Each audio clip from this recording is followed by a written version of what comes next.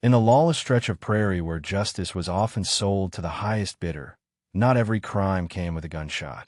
Some were quieter, dressed in laughter, cloaked in cheers, masked by whiskey and coin. That day, in the center of a dusty town too proud to admit its rot, the crowd gathered under a makeshift wooden stage, not for music, not for prayer, but for something far more sinister. A young girl, no more than 16, stood trembling beneath the sun, tears mixing with dust on her cheeks. They called it a lottery. They called it tradition. But everyone there knew what it really was, a sale. The men jeered. The sheriff looked the other way. And as the auctioneer's voice rang out, slicing through the heavy heat with cruel excitement, the girl tried not to cry, tried not to beg. She was taught that silence was strength. But what strength could possibly be found in a world where no one came to stop this? Her hand tied, her voice stolen, her future dangling like a broken lantern in a storm. And just when it seemed the winning bid would be placed by a man twice her age, something shattered the heat-soaked silence. A rifle slammed onto the stage, not from a bidder, but from a stranger in a battered hat, boots covered in trail dust, eyes darker than the storm rolling over the hills. He didn't speak. He didn't need to. The crowd froze, mid-laugh. The auctioneer's mouth hung open, and the girl, for the first time, felt the weight shift, the moment when shame began to change sides. Because in the Old West, salvation rarely came with fanfare. Sometimes it walked in quiet fury, armed not just with a weapon, but with the kind of rage that only justice knows. No one knew the cowboy's name. No one saw where he came from. But when he looked at that girl, it wasn't with pity, it was with recognition. As if he'd once stood where she stood. As if he understood what it meant to be treated like property in a place where men wrote the rules and burned the pages when they didn't suit them.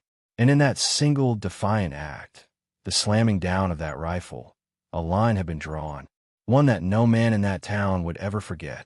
So stay with this story, because what happened next would divide the town forever, reveal secrets buried deeper than any grave, and show that in the Wild West, heroes didn't always wear stars, but sometimes they were the only ones who still remembered what a soul was worth. The dust hadn't even settled on the wooden platform when the crowd's cheer turned to a stunned hush. The rifle, old but well-kept, rested like a verdict on the cracked planks, daring any man to lift another bid. The cowboy stood tall, not with arrogance, but with the weight of someone who had seen too much to stay silent. His eyes scanned the crowd, slow and steady, like a wildfire that hadn't yet begun to burn. No badge gleamed on his chest, no posse rode behind him. He was alone, and yet somehow he filled the whole town square with presence. The auctioneer, a man who had made a living from misery masked as commerce, cleared his throat. "You lost, friend," he said, voice faltering. "She ain't your concern." But the cowboy didn't flinch. Instead, he stepped forward and untied the girl's wrists, his movements calm and deliberate. The girl didn't speak.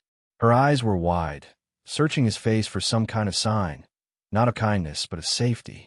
In a place where decency was rare, this act felt foreign, dangerous, holy. Men began to stir. Some reached for the edges of their coats, fingers twitching with the muscle memory of violence. Others whispered, already trying to remember whose side they were on. The sheriff leaned against a post, arms crossed, squinting, not out of confusion, but out of calculation. He knew this wasn't just about the girl anymore.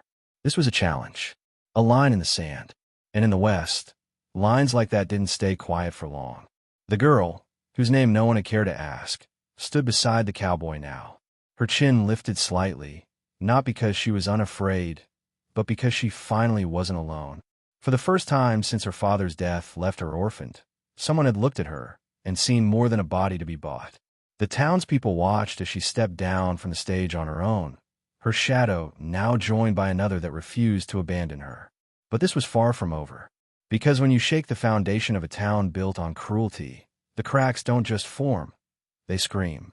Whispers began to ripple through the saloon, the general store, the church pews. Who was he? Why her? And what was he planning next? No one had answers. All they knew was that a storm had begun, not in the sky, but in the conscience of a town that had looked away for far too long. That night, the town of Ridgetop didn't sleep. The air was thick with the kind of tension that could split a man in half. Behind locked doors and drawn curtains, men spoke in hushed tones while mothers pulled their daughters in close. For the first time in years, the town felt uncertain. Not because of outlaws or Indians or drought, but because one man had refused to follow the unspoken rules. Rules that said some lives mattered less than others. Rules that had built this place like a house of cards. The cowboy took the girl. Her name, he would later learn, was Clara, to the livery stable where he'd slept the night before. He lit a lamp, offered her water, and said nothing. Not out of coldness, but respect. He knew words could wound deeper than any whip, and Clara had already heard enough for a lifetime. She sipped slowly, eyeing him like a wild, cold, unsure of the hand that offered grain. He didn't press her. He simply sat, carving a piece of wood into something not yet shaped, the way he figured she must have felt inside. By dawn, word had reached the outlying ranch's men with influence. Men who had either bid on Clara or stood to profit from her sale began to circle like vultures. One of them, a banker named Harlan Crow, rode into town with 6 men and a question on his lips. "Where's the girl?" But no one answered. Not out of fear, but shame. Ridgetop had always been a place of complicity, but now, silence began to take on a new shape, one that felt dangerously close to conscience.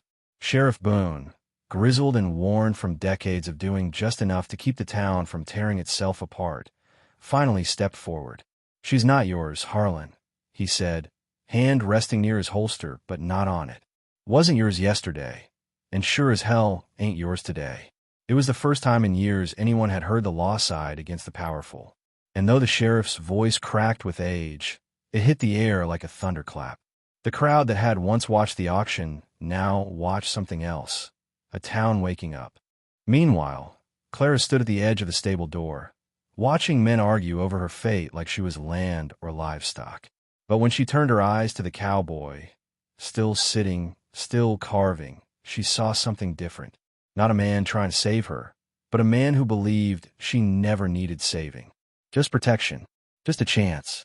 And in that moment, something shifted in her. A fire, long buried, began to rise. Because maybe, just maybe, the West hadn't taken everything from her. Not yet. By midday, tensions in Ridgetop reached a boiling point. Harlan Crow, red with fury, spat on the dirt and vowed to restore order, with or without the law's help. That was his way. Dress greed in righteousness and call it justice. He rallied his men, all armed and loyal not by honor, but by payroll. Word spread fast that he planned to reclaim the girl by sundown. The townsfolk, once complicit in silence, now faced a choice. Not between the cowboy and the banker, but between who they were and who they were willing to become. Inside the stable, Clara helped brush down a nervous mare, her hands learning the rhythm of peace. The cowboy showed her without words how to let the horse feel her breath, how to stand without fear. "They're just like people," he finally said, his voice low and steady. "They remember every kindness and every cruelty." Clara nodded. Her face was no longer hollow. There was a quiet steel growing in her now, forged from dignity instead of desperation. She didn't want to be saved. She wanted to live. Outside, Sheriff Boone wrestled with the weight of his past.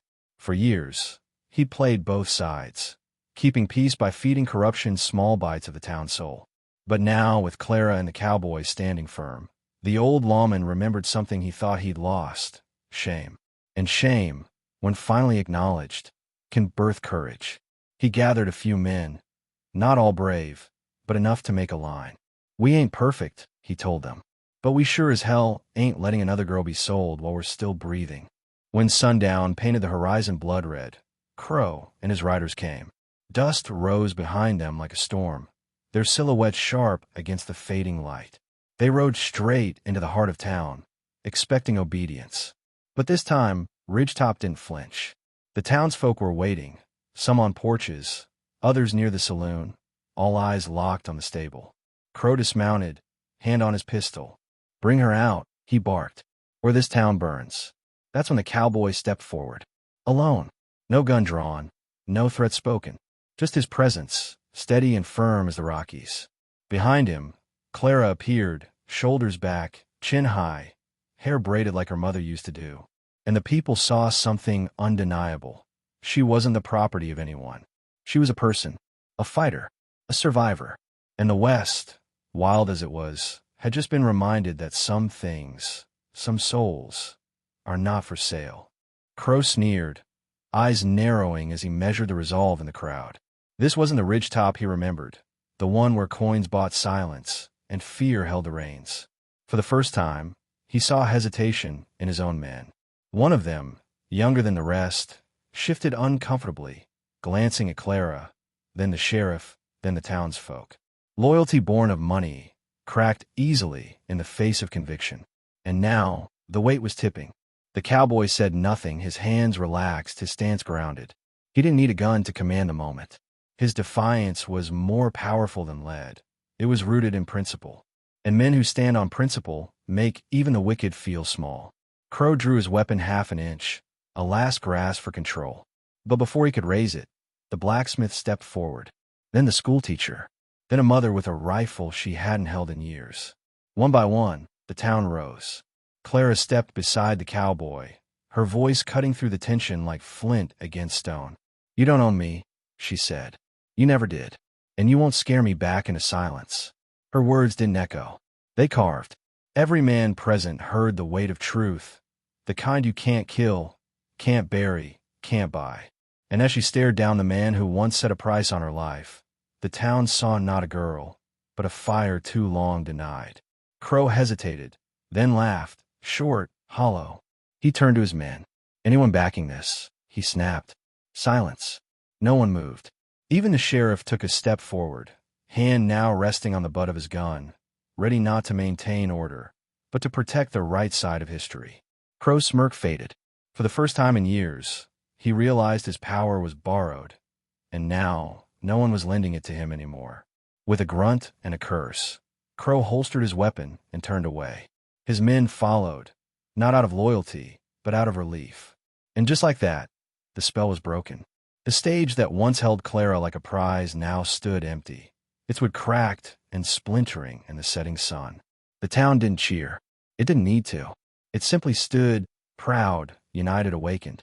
And as night crept over ridgetop, one truth settled like dust in the wind. The West would never be the same. As darkness blanketed the town, there was no celebration, only a profound, aching stillness.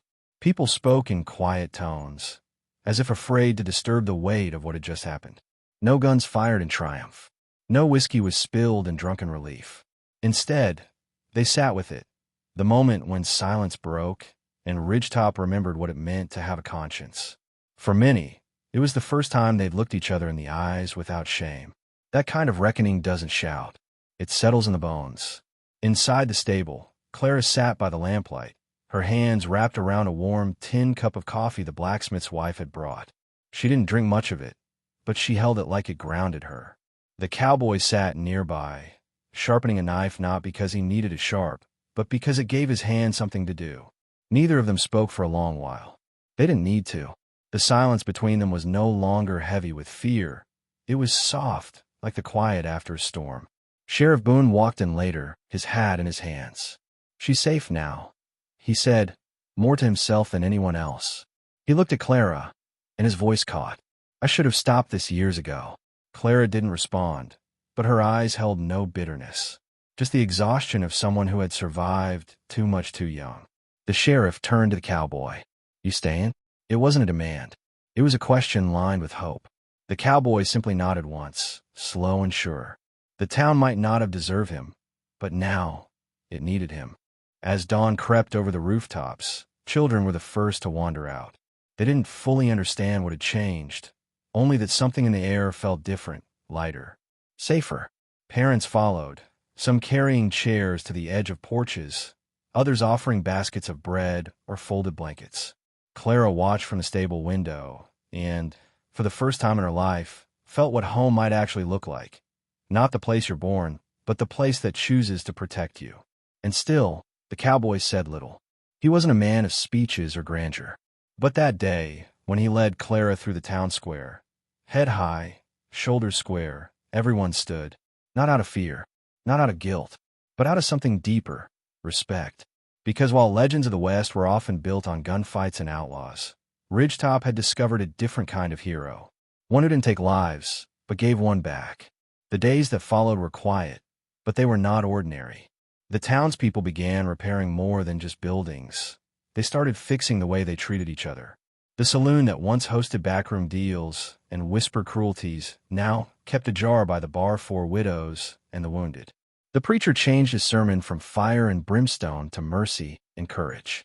Even the banker's windows, once polished with pride, were left to gather dust. Harlan Crow had vanished from town, and not a soul missed him. Clara began helping the schoolteacher, not because she had to, but because she wanted to remind others like her that survival wasn't the end of the story. It was the beginning. She told the younger girls stories not of fairy tales, but of strength, of grit, of the day a stranger threw a rifle on a stage and reminded a town that a human being isn't something you can bid for.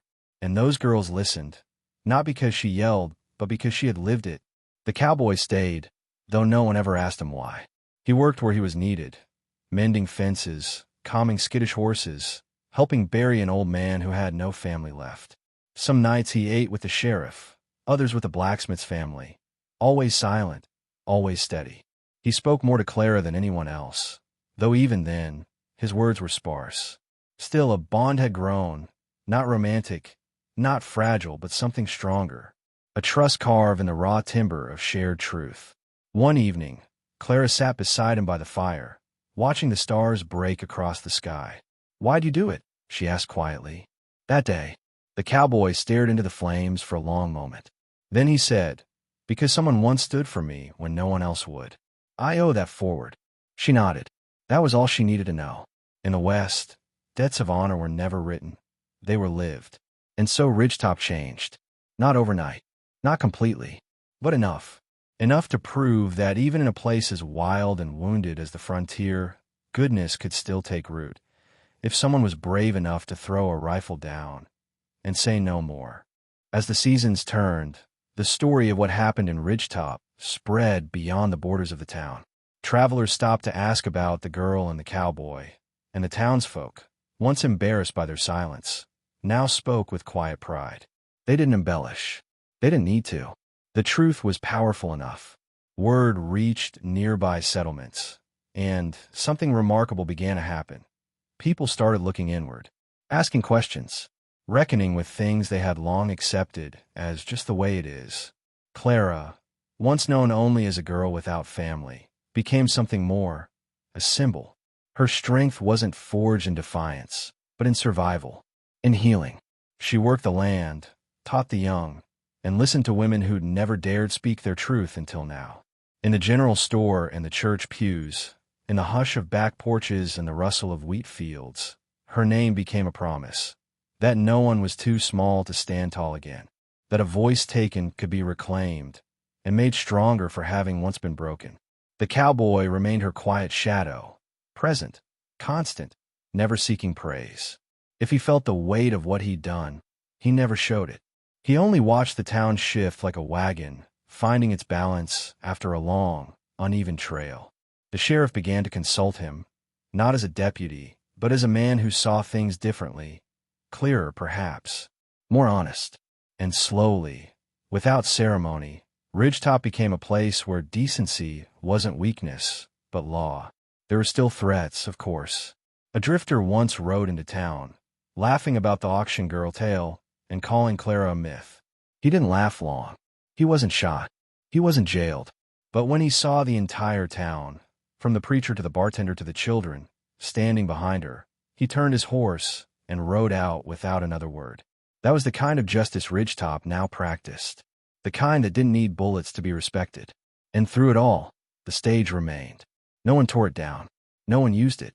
It stood as a scar, a wooden reminder of who they once were, and who they refused to be again. Sometimes Clara would walk past it, touch the post where she once stood in chains, and smile. Not out of joy, but out of victory. Because some places don't need to be erased. They need to be remembered, so no one ever dares to repeat them. It was early spring when an old war veteran came limping into Ridgetop. His coat was tattered, his face sunburnt, and his eyes clouded with loss. He wasn't looking for trouble. He was looking for peace. He had heard stories of a town that stood up when it mattered, of a girl who was sold, and a man who refused to let her be. Clara gave him a place to sleep in the schoolhouse. The cowboy handed him a hammer and pointed toward the fence line. "Help where you can," he said. That's how the town grew. Not through riches, but through redemption. Men and women came with burdens, and Ridgetop met them not with suspicion, but with space to begin again. The cowboy had started something deeper than justice. He had sparked a culture of courage, of protection without prejudice, of strength without cruelty, and somehow, without seeking it, he had become the heartbeat of a place once ruled by silence. Sheriff Boone retired that summer. The town asked the cowboy to take the badge. He refused. "I don't need a star to do what's right," he said. So they pinned it on a younger man, Thomas, a boy who had grown up watching Clara and the cowboy with wide, respectful eyes. Under his leadership, Ridgetop never forgot its past and never stopped protecting its future. That's the kind of legacy you can't buy, bribe, or build with nails.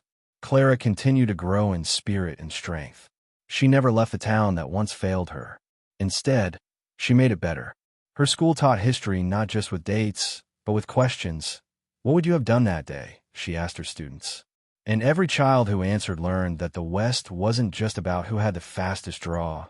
It was about who had the courage to stop the wrong thing before it went too far. And through it all, the cowboy remained. Quiet, rooted, watching the sun rise and set like he always had. Some called him a hero. Others called him a legend. But Clara, she never used either word. She just called him friend. And somehow, in a world where people were once sold like things, that title meant more than all the others combined. As years passed, Ridgetop changed. Not into a booming city or a name printed in bold on maps, but into something rarer, a place people trusted. The girl once chained to a stage had become a respected teacher, a voice of truth, and a quiet matriarch of the town. Her students grew, some staying to tend the land, others riding off with her lessons stitched into their hearts like invisible thread. They carried her story, and by extension, the cowboy's, into places where such courage was still too rare. The cowboy himself aged with the rhythm of the land, weathered but unbroken. His face gathered lines the way tree bark deepens over time, each one a record of seasons endured. His days were simple, his presence constant. He spoke more with glances than words, but when he did speak, people listened, not out of fear, but reverence. It was as if the ground beneath him had learned to hold its breath when he passed. He became a living compass, not just pointing north, but pointing right. One afternoon, a stranger rode into town wearing polished boots and a clipped accent. He claimed to be writing a book about the changing face of the West. He asked to interview the cowboy, promised him recognition, maybe even money. The cowboy listened, nodded once, then said, "I didn't do it for a page. I did it so a girl could live." That was the end of the interview. The stranger left the next day. No story, but a lesson he hadn't expected to learn. The stage, though untouched, had become something sacred. Not a place of shame anymore, but a place of reckoning. Visitors left flowers there. Some left notes. One woman from a far-off town left her wedding ring, a symbol, perhaps, of the freedom she'd found after escaping her own chains. Clara never moved the items. She let them stay, even in the wind and rain, because sometimes broken places become altars. And though time moved on, and children grew and elders passed, one truth never changed. Ridgetop remembered, not just what happened, but what it meant. And in a land once carved by greed and fear, that memory became their most powerful weapon against forgetting, against repeating, against silence. The day the rifle hit the stage, everything cracked, and something better began to grow through it. There came a morning when the cowboy didn't open the stable doors. The sun had just crested the hills, golden light spilling across the earth like a blessing. Birds sang, horses pawed the dirt, and the air was still. Clara, now older and softer in the eyes, came looking. She found him sitting in his chair near the barn, his hat pulled low, his hands folded gently in his lap. He hadn't passed in pain. He had simply rested, as if, after all the storms, the wind had finally gone still inside him. The town didn't mourn with wailing or spectacle. They honored him the way he had lived, with action. Fences were mended that week. Meals were brought to the lonely. Children were told the story, not with drama, but with care. The preacher didn't speak of heaven or reward. He simply said, "He showed us how to live. Now it's on us to keep living that way." There was no grave marker, just a smooth stone beside the stage with one word carved in: steady. Clara returned to the schoolhouse that afternoon. She stood before her students and held a rifle, the same one thrown onto the stage all those years ago. She placed it on the shelf above the chalkboard, right beside the town's founding charter. "This," she said, "is not a weapon. It's a line, a promise that we never go back to what we were." Her voice didn't tremble. It rang like a bell. Years later, people would ask if the story was true, if one man really stopped the town with a single act of defiance. And the people of Ridgetop would smile, tip their hats, and say, "He didn't stop the town. He started it, the real version." And in that truth, they found their strength again and again. Because in the West, there are stories of conquest, of violence, of fire and steel. But every now and then, there's a different kind of tale. One that begins with injustice and ends with redemption. One where a girl finds her voice, and a cowboy, with no name and no need for glory, reminds us all that the soul of the West doesn't lie in how fast you draw, but in how fiercely you stand. In a world that often celebrates the loudest voices and the fastest hands, this story reminds us that true strength is sometimes quiet and immeasurably steady. A rifle thrown on a stage didn't just interrupt an auction. It shattered generations of silence, fear, and complicity. It exposed the rot beneath a town's traditions and replaced it with something more powerful than any law: a collective decision to become better. That moment wasn't about violence. It was about a boundary, a final, unshakable line drawn in the dust between what is right and what will never be allowed again. What makes this story endure isn't just the bravery of a cowboy or the strength of a girl, but the transformation of a whole town that finally chose to see, to act, and to remember. Ridgetop's redemption wasn't bought or forced. It was earned, day by day, choice by choice, voice by voice. And in that transformation lies a truth we all need to carry. Change doesn't always ride in with an army. Sometimes it arrives on horseback, alone, and simply refuses to look away. The girl once sold became a teacher. The man with no name became a legend. And the town that once applauded cruelty became a place where decency grew wild and strong. That is the power of a single act of defiance rooted in justice. It doesn't just change one life, it redefines an entire future. And it challenges us, even now, to ask, where would I have stood that day? Would I have cheered, stayed silent, or dare to stand beside the one who did what no one else would? These stories aren't just echoes of the past. They are mirrors. They show us who we've been, and more importantly, who we could be, if we have the courage to stand, to speak, and to act when the world tries to auction away what should never be priced. Because the West was never just about who had the fastest draw. It was, at its best, about those who protected the innocent, even when it cost them everything. If this story stirred something in you, take a moment to share your thoughts below. Tell us what you would have done, or what this story made you feel. And if you believe that these kinds of stories deserve to be remembered, to be honored, and to be shared, subscribe, leave a like, and help us keep them alive. Because sometimes, the most powerful stories are the ones that teach us not just who we are, but who we still have time to become.